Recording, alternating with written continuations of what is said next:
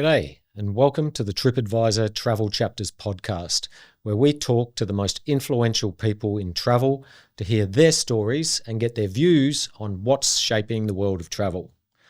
Today we're recording in Brisbane, Australia, and I'm joined by the founder and CEO of Flight Centre Travel Group. Flight Centre has since evolved from a traditional shopfront network into a genuinely multi-channel business that combines retail outlets, human consultants, sophisticated digital platforms, and a large corporate travel division spanning 23 businesses, 100 countries, more than $24 billion in annual transaction value, and 500 plus retail stores. It's interesting, I've mentioned in my introduction that you've been in the travel industry now for 50 odd years, and you've seen a lot of crises during that time.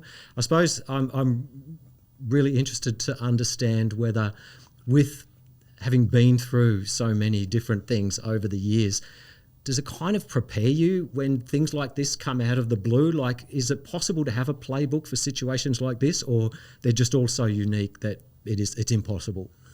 Yeah, everything is unique. I think you do get used to it to a certain extent, and particularly when you've got an experienced leadership team, the main thing is, I guess, not to panic and just to look at it as to work through things to see what you can do and what you can't do.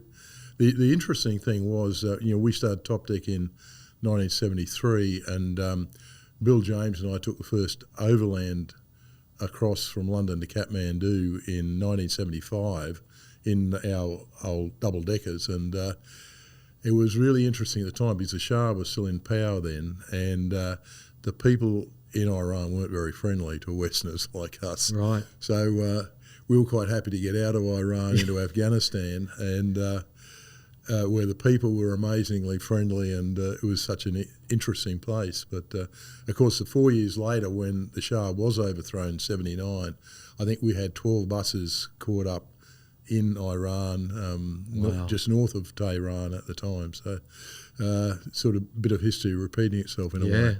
In a world that is increasingly shaped by AI, social media, algorithms, what role does human judgment and the human experience still play in the planning of travel? Like, I've got my own opinions on that, but I'm really interested as someone that's, been in the industry for as long as you have, to get your perspective on this. This time right now is super interesting, but what's the role of the human experience in kind of planning travel? I think people do like the idea of, some people like planning their trip, but then they like to get confirmation that what they're doing can't be altered a little bit.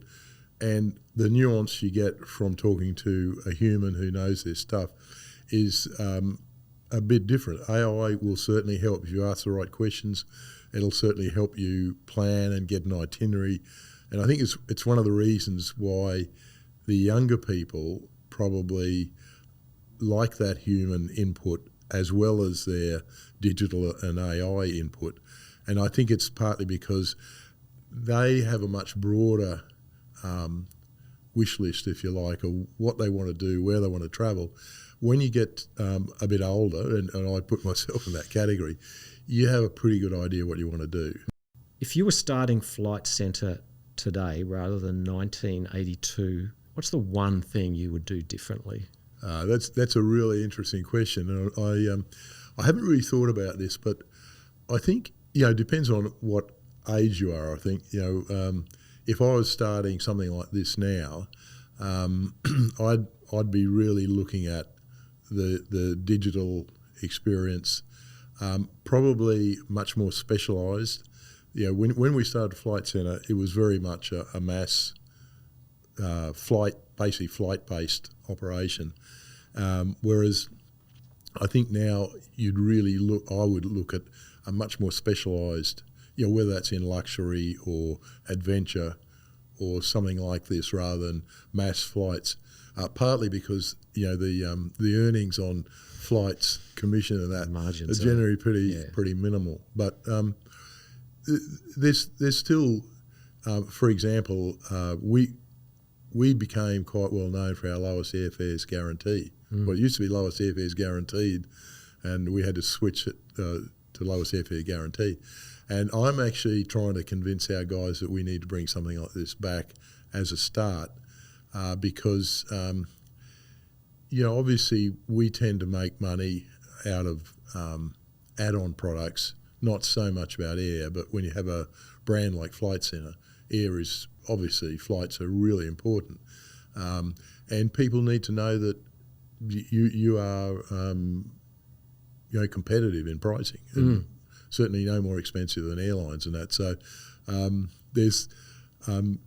that's almost back to the beginning, if you like. Thanks for listening to Travel Chapters with TripAdvisor. Travel is always changing, and every story helps us understand the world a little differently. Open up horizons you may not have considered. To explore more insights, trends, and destination knowledge, visit TripAdvisor or follow along on our social channels.